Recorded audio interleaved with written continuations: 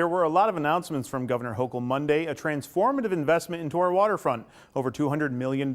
This has tourism and environmental advocates very excited, but some of the details for those announcements were lost in the fog at sea.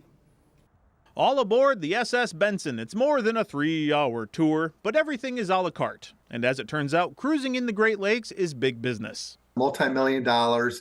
It's been around since the late 1990s. It's a great opportunity for those port cities all around the different 5 Great Lakes. Which begs the question, why haven't we been doing this from the get-go?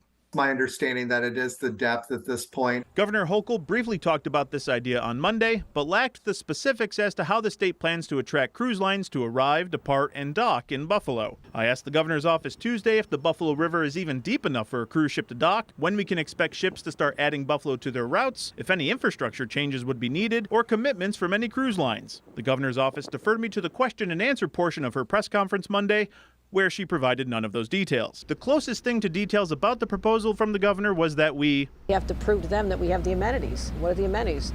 Restrooms, showers, restaurants in close proximity, and that's what we're all offering them. I asked Patrick Kaler from Visit Buffalo Niagara about the idea and why we've been shipping this opportunity elsewhere.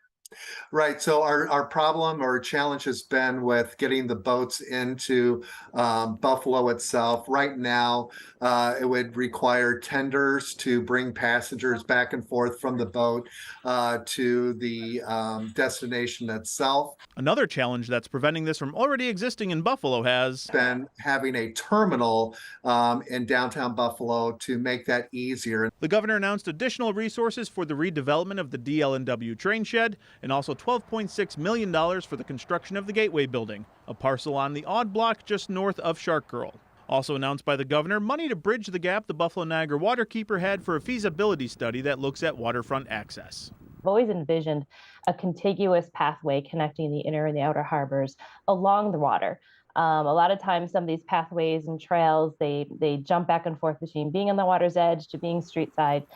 So we're looking for opportunities to make sure that people could be along the water as much as possible. Buffalo Niagara Waterkeeper hopes to have that study completed by the end of August. Then a report will be released. The study will outline what's needed to improve traffic flow in and out of the harbor, as well as connect more bike routes along the waterfront.